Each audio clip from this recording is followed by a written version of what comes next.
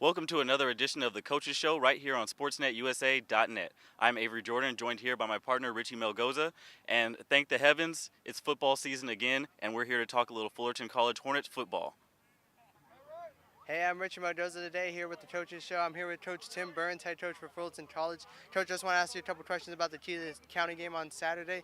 So during that game, you had a couple, I wouldn't say worries or concerns, but you were looking at a bunch of different players to produce. Did anyone pop out or stand out to you? No, I think we got what we expected. I think there's some guys that need to pick it up a little bit, and some other guys did exactly what we expected. I thought it was a great game. Obviously, you have a big win like that against a team like that. That's always a big win. Um, but, we're going to get some more competition here, and we got to just kind of play each week and see where we grow and learn and all that stuff. Your biggest changes are from week 1 to week 2, so hopefully we can make that change and play, mistake-free. We still made a lot of mistakes in that game. All right. So you had pretty much basically two quarterbacks. I know you used four of them during in that game, but you had two ones you were looking to. They both did really good. You think you're gonna stick with one, or you're just gonna keep flip flopping as you see fit? I'm letting Coach Campbell make that decision. He's offensive coordinator, but I think he's going to play two another week here and see where we're at. And before we settle on a particular one, I think they're both close in what they're doing. And then even, our third one filled in Johnny and did a great job. Yeah. So, we'll just play it by ear. But, Coach will get them their repetitions. All right, Coach. You play Cerritos on this Saturday. We'll be there for the game. Anything you want to say about that?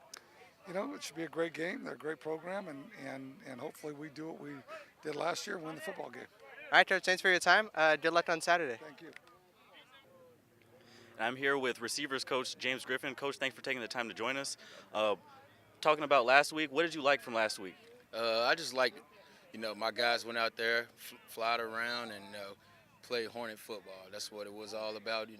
We didn't get a first game scrimmage, so actually that was our first scrimmage to me in my mind. So we did pretty well out there.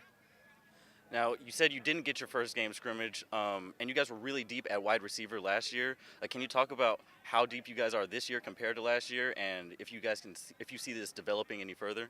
Well, last year group was a special group. We had two guys that played on Saturday for Division 1A teams last year. So that was a special group of guys, and they came together, and it took some time. And this year group right here, I got Grossman back, Manyweather back. All my slot guys came back except one.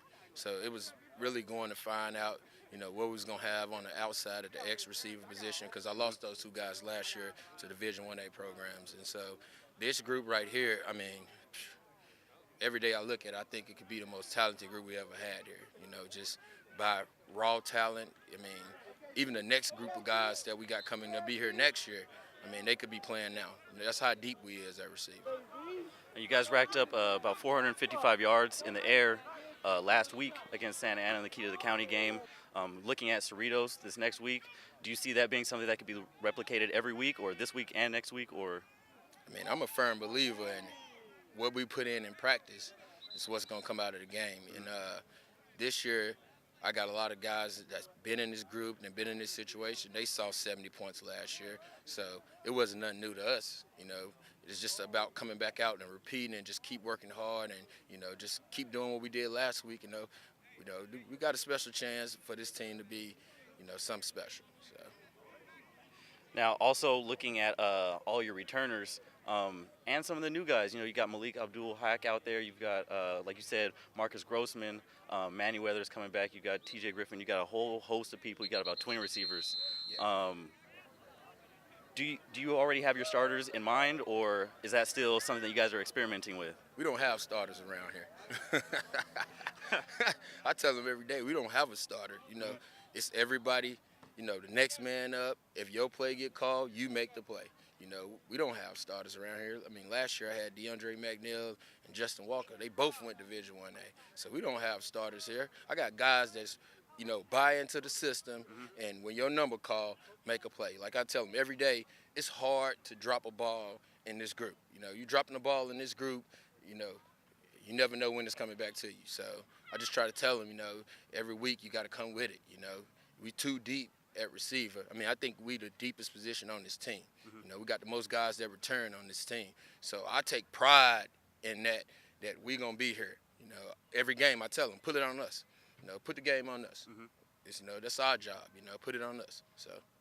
I know you have Ladarius coming back at the quarterback spot, and then you also have Kane Wilson out there. What's it like to have new leadership now that Jordan Hoy's gone?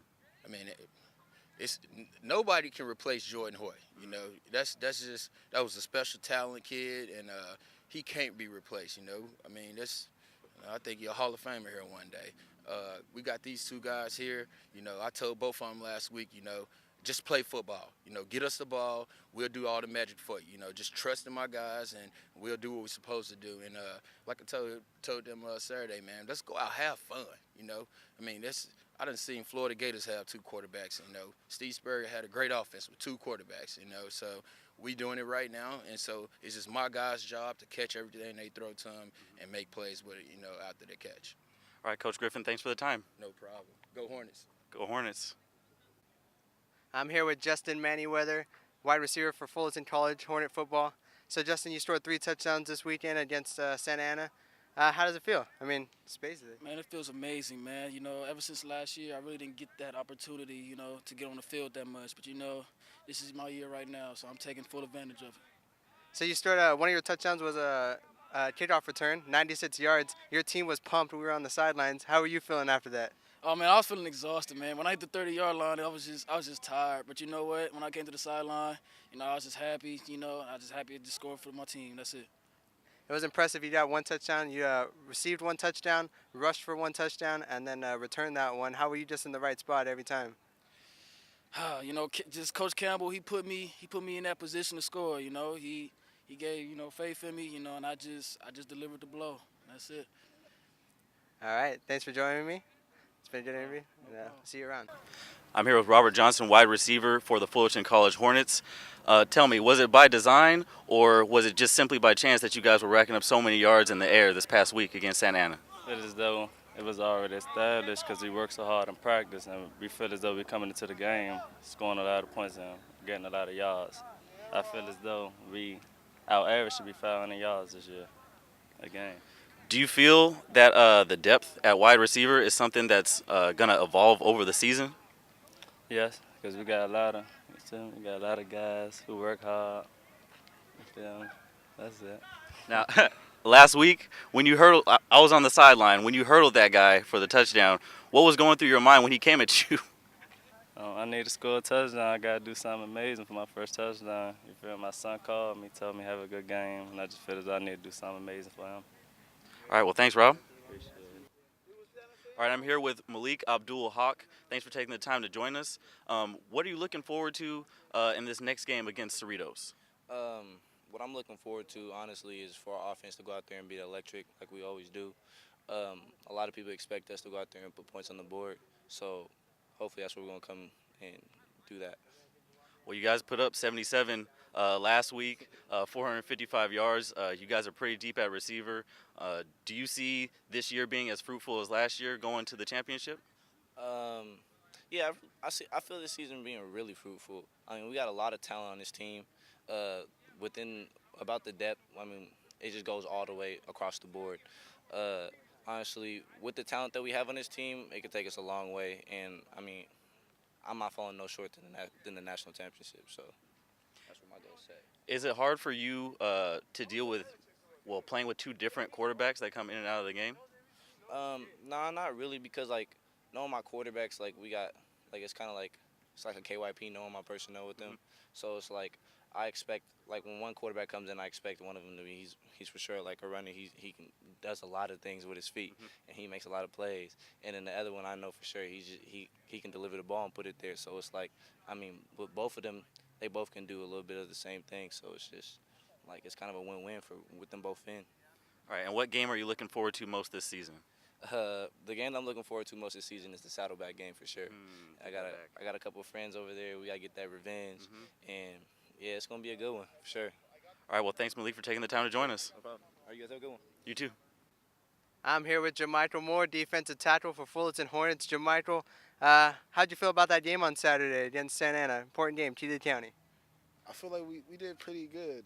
I mean, I was nervous because, you know, it's a new team and everything. Our chemistry wasn't how I thought it was, but we turned out to come together. We did what we had to do.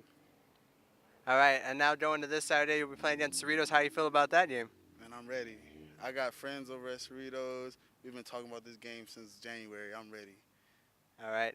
And we know it was hot going back to last Saturday against Santa Ana. It was hot. There were some players out there having cleat problems. Were you one of them? Yeah, my my feet actually bust through the cleat mid-play, and I had to go to one of my teammates to get his shoes for me. All right. I think that's all I got for you. Thanks for joining me. Thank you for having me. Yeah, no problem. Hello and welcome to Ryan's Reflections here on SportsNetUSA.net, an extension of the Coaches Show here on SportsNetUSA.net. Fullerton College and Santa Ana, they go to battle on Saturday afternoon, and it's a Fullerton College victory. For Fullerton College, well, they end up winning once more. That'll be the 11th straight time that they have beaten Santa Ana College in a row. Last time Santa Ana College wins this game, it was 2006, and they won 35-25. But when you look at Fullerton College versus Santa Ana, the key to the county game, the history goes all the way back to 1916. Fullerton College and Santa Ana fittingly played to a 0-0 tie. Neither team was able to get a victory in that first matchup. However, it was Santa Ana who took a very early lead in the series. They started winning consecutive games. Fullerton College couldn't really match up until about 1924-25, and that's when they got their first victories in the series. Santa Ana controlled most of the series all the way up until 1962. In 1940, 1942, they win two straight, or they make In 1940 and 1942, they win two championships in a span of just 3 years. Afterwards, the series had to be stopped due to World War II, and they postponed it for a little while. And in 1945, Santa Ana resumes right where they picked up. And in 1945, Santa Ana resumes right where they left off. They end up winning 4 straight games over Fullerton College. Fast forward to 1962. Big year for Fullerton College and Santa Ana. One, because Santa Ana College goes 10-0 on the year. They beat Fullerton College in the key to the county. And they also win the national championship in the Junior Rose Bowl. However, on the Fullerton side, it was a young coach, fresh-faced coach out of Montana who came to Southern California for Fullerton College. He loses to Santa Ana in his very first 2 matchups in the key to the county. What happens? Well, the legend of Coach Hal Scherbeck is born. All of a sudden, Fullerton College goes on to win the 1965 National Championship and 1967. 1963 marked a span of 8 straight years where Coach Hal Scherbeck did not lose to Santa Ana. He won all 8 straight until 1971. For Fullerton College, in those 8 games, they outscored Santa Ana 232 to 70, 162-point difference between the two teams in those 8 straight years. Then Santa Ana would pull off a 9-7 upset, but Fullerton College would continue their run under Coach Hal Scherbeck into the 1980s. 1983, you see the banner here at Hal Scherbeck Field? Well, that's because he won his 3rd national championship here at Fullerton College. The Hornets have 3. Santa Ana has 3. They're both deadlocked, and Santa Ana, after 1983, they start to take control of the series once again. They lead the series by over 10 games over Fullerton College. That brings us to the year 2000. And in the year 2000, it was Fullerton College who gets their first win. They would end up winning 5 straight, lose to Santa Ana in 2006, and win 11 straight to bring us to where we are currently. When you look at the key to the county game, the marker of the key to the county game, of course, is the key to the county itself. The key to the county was hung outside of Tony Bushala's restaurant here on the corner of Harbor and Orangethorpe in the city of Fullerton, a former Hornet. His restaurant owns the key, and they gave it to the series in 1997, where it was introduced on the 75th anniversary of the first playing of the key to the county game. That's the big prize. On one side, it's colored red in Santa Ana Dawn colors, and on the other side, it's Hornet gold. And the scores from every single key to the county game is on that key, either on the Santa Ana side if they won, or on the Fullerton College side if they won. Once again on Saturday, Fullerton College wins 77-28 in the most recent edition of the 95th edition of the key to the county game. And that was right here on SportsNetUSA.net. So once again, this has been Ryan's Reflections here on SportsNetUSA.net, an extension of the Coaches Show here on SportsNetUSA.net. Speaking of the Coaches Show, let's get back out to Avery and Richie on the Coaches Show here on SportsNetUSA.net. We talked about Santa Ana people, the Fullerton people. Coach Al Fiola, maybe one of the greatest men of all time. They used to have a coaches football game. Coaches played against the coaches, and They went down to Santa Ana Bowl and had the game there. And so Coach Viola was a feisty man. He did some cool things, you know, like he got great. He'd bring the college scouts in and he'd go time him in the 40 and he'd mark off the 39. So he had 39 yards. So the time was a little bit better. Oh, that guy can run, huh? Yeah, I told you guys did. So Coach Viola was awesome. But they're playing a game down there, and Viola's a DB. He played with the old Rhinos and whatever. And so the guy throws a pass, the kid catches the ball, he goes up the sidelines. Coach Viola goes up, and boom, he puts a hit on him. And they got locked up. Their helmets got locked up. And Coach Viola thought that kid was holding on to his face mask. So he starts punching him. And so the kid's going, Coach, our face masks are like, oh, I didn't know that. You know, he thought that the guy was holding on to his face mask and he got hooked up. You know. Coach Viola always talked backwards. He'd go like, yeah. I said, Coach, we're going to win today? No, we're going to get killed. You know, and so he always got himself prepared in case they did lose, you know. And Golden West was Silver East. Saddleback was Saddle Front. You know, so he had names for about everybody. So the season, we're excited to get started right where we left off. We went 0-5.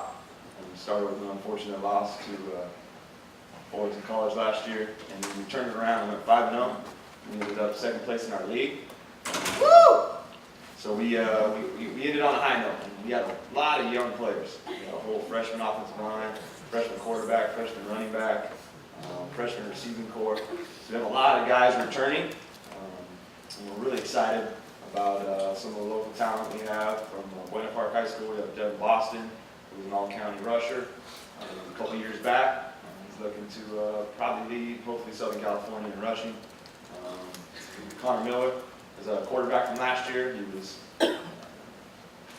ranked third in our conference, which is a high passing efficiency conference, and did a great job there.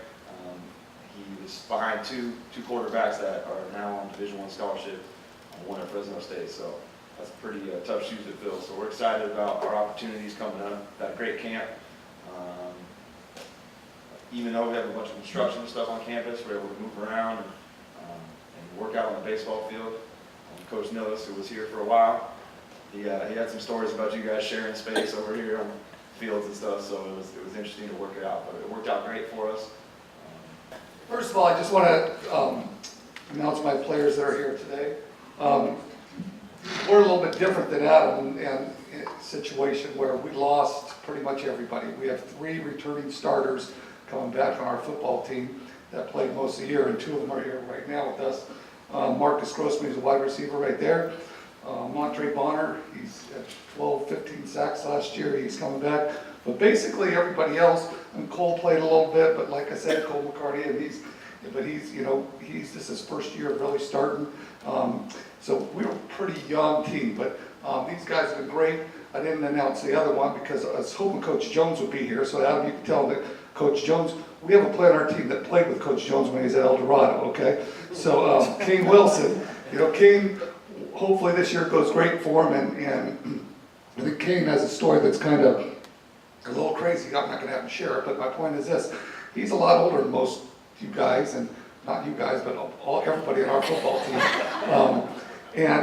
But he's doing it, and it's what community college is about. You get a second chance in life, and you take it, and you run with it. And Kane, let me tell you something, last year he came out in this spring and said, Coach, I want to play again. And I said, yeah, right. Kane was a superstar at high school, El Dorado High School. I'll tell a little bit of the story. Went out to Utah State, came back. I tried to get him here, and he wouldn't come here because he went to Cerritos College, and I think I cursed him a few times for doing that. And then plays a year at Cerritos College. 5 years later, he was 5, 6, what is it? 5 years later, he comes and says, I want to play again. I said, he's too old, his back's hurt, he's this. And I'm, yeah, right. And he stuck it out. He stuck it out through summer. He's battled. And he's still in a battle with him and another guy are going to be the 2 guys going tomorrow, but he'll probably start the game. And he's earned it. He's earned every bit of it. And you get a lot of respect for these kids because, like I said, it could have been easy for him to give up on his dream. Came back and said, I am going to get this done. And he's been a leader for most of our kids. And like Coach Giles said, is these kids, they're young. They don't know what's going on. You don't have juniors and seniors. and he's provided a lot of leadership for people. So just having that's like another coach around has been great. But all 4 of these guys are great people, great players. They'll all play great on Saturday. They'll show up. They'll do what they're supposed to do. So once again, congratulations to you guys and being here at this breakfast too. Really great to be with you. Our vice presidents and I are next door. We have a monthly management team meeting we're leading, and so we're pleased to stop in and say hello.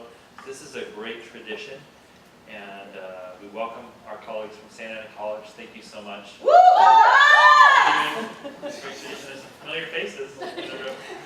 And of course, our Hornet family, so glad you're with us. Really pleased to also have with us our board president, Molly McClanahan. Thank you for being here, and Leonard Latman, a longtime trustee with us and big supporter of Fullerton College as well, so thank you. I was looking over some of the history. You probably covered some of the history earlier in the meeting, but for me, some of the history was the 95th meeting of the 2 schools. That's great tradition. It's hard to find that at any level in the United States. And I was a student here at Fullerton College back in, I was telling students this week visiting classes 31 years ago, and I know I look pretty young, it's hard to believe. But the fact is that in the fall of '86, I enrolled at Fullerton College. And I wasn't one of those students who got in and out in 4 semesters. I changed my major a couple times, so by the time I was transferring to Cal State Fullerton at the time, I was here a total of 7 semesters. So anyways, I look back at the history, I said, what happened with the big game when I was at Fullerton College? So here it goes. Fall of '86. Santa Ana College 26, Fullerton College 23. Woo! Okay. Fall of '87. Santa Ana College 27, Fullerton College 17. Woo! Fall of '88. Oh, were you here? Fullerton College. I told you I was here a while. But I'm consistent. Fall of '88. Fullerton College 24. Santa Ana College 17. And then my last semester here before transferring to Cal State Fullerton, Santa Ana College 35. Fullerton College 10. So what does it tell us? Over the many years of this great rivalry, right? Things that, just like at all levels of athletics, things go in cycles. Last year, Fullerton College was victorious. Sometimes things go where one team wins a few games in a row, and each of our programs, our proud programs, can look at points in history and say, oh, we're kind of on a run then. But it's going to be really special tomorrow, a little warm, but really special tomorrow to see this game kick off for the 95th time. I'll have a couple of Schultz kids out there rooting on the Hornets, but we're certainly proud to be a part of this great tradition, and including the breakfast. So thank you for being here at Fullerton College. It's our pleasure to host this year. We look forward to the next Key to the County. I wanted to give a second to introduce 2 of our incredible vice presidents here at Fullerton College, who are also big fans of student athletes on our campus. So Rod and Hildy, come forward. Important for me as well. I want to point out we have a couple of guys who do our video, they televise all the games. And Mark Pavlovich, raise up your hand there, let them know who you are. He does a great job. And I'll tell you, you talk about professional presentation, he does great. And without getting in trouble, last year at the championship game, the state brought their own guys in. And I'm going to tell you, if you watch that film, they weren't very good. These guys are top class. So we got to fix that this year for sure. And Corey Nealon, he's not here right now, but he's the other guy. And you got 2 young men over here, Ryan, and I don't know your name, the new guy. So Richie's the new host of the Coaches Show. Ryan Osborne, since I get like 30 seconds, these guys know. Mark's I didn't give you 30 seconds, but go ahead. Yeah. Ryan Osborne, he is now the producer of the Coaches Show. He's now a product of Cal State Fullerton, but he's been with us forever. Richie's the new guy, and we're with SportsNetUSA.net, my partner Corey Nealon and I. And I'm a proud Hornet. I usually wear the t-shirt, once a Hornet, always a Hornet, because I've been here for 17 years, broadcasting Fullerton College football, so I get to go through the good years and the bad years. But one thing that didn't get mentioned, and I have to say to everybody here, because Scott will tell you, I say it when we go to all the meetings, I want to thank the educators that are in this room. Coaches and people in athletics do not get enough credit for being educators. They're always called coaches. And at the end of the day, people think all they do is go out and they get a football team or a basketball team or a baseball team on the field, and that's all they do. These are one of the best group of educators you will ever meet. They teach young men and young women not only the basic academics, but the basic rules of life. And I think it's about time that education in general turns around and applauds people that are in the athletic department and the arts department and things like that. I think education has gone away from that, and we should turn around and look what these young men and the young women in the athletic department and art departments do to help make sure that these student athletes or athletic athletes get to the next level. So young men that are down there, guys, you see me out at practice, every once in a while, thank your coaches, because they make sure you get to class. And if you're not going to class, I know somebody's giving you crap about it. For the people at Santa Ana, thank you too. And one thing that hasn't been mentioned, 7 national champions in football between these two programs. 40, 42, and 62 for Santa Ana, the Scherbeck years. And Tim Burns, tell your sister, for now on I'll talk about the Tim Burns years and no longer about the Hal Scherbeck years. 7 national champions, that's pretty amazing for 2 community college programs. 25 conference championships for Fullerton in football, 17 for Santa Ana. You ought to be proud for both of your schools. But thank you to the educators in this room. I appreciate all of you.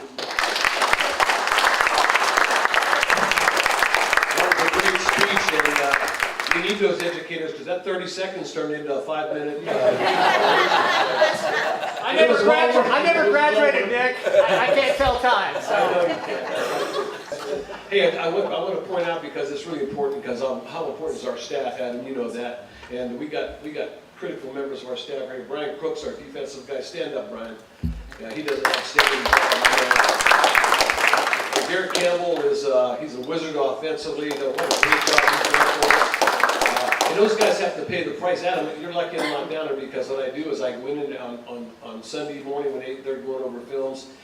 What can you tell me what we were doing yesterday? You know, like I don't know anything, but they go, I know. So I always ask Coach. I got the Blue 19 working again this year, so we'll see if we can get that in the deal. And also we got is Anita here? She's not. Anita Ward is unbelievable. She's our division secretary, and you guys all know how important that is. And I just want to give her a shout out because she does such a good job. She's like, you guys remember MASH, the show MASH? Yeah. She's radar. You know? So I walk in and I go, hey Anita, she goes, here you go. How'd you know that? She knows. They know everything. They're awesome. Mickey Flynn, I just want to say a word about this guy, the Ghost of La Palma, one of the greatest. When I was a little boy, probably about 2 years old, I went and watched him play at the Coliseum.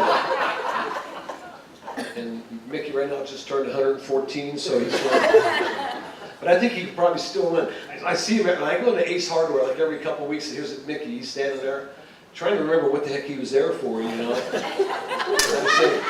I always walk up, I said, "Can I help you, sir?" And he goes, "Oh yeah, I was looking." Oh, jeez. But when I called him the other day, I said, "Are you an Ace?" And he goes like, "No, but I'm going down there later." I don't know what he does there.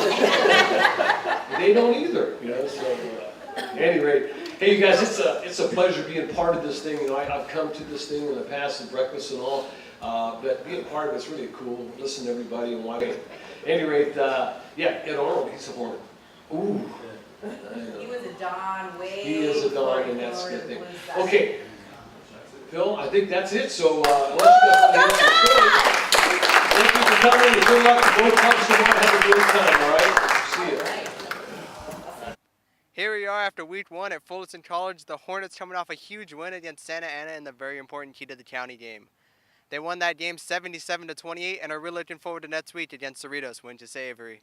They sure are. The Hornets are definitely looking forward to getting their hands on the Cerritos Falcons. The Falcons right now are 0-1 on the season. They just lost last week to LA Valley, 25-17.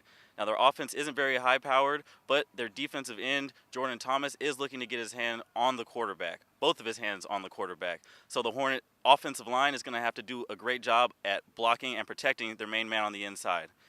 Well, that'll about do it here for me, Avery Jordan, and Richie Melgoza. Thanks for watching the Coaches Show right here on SportsNetUSA.net.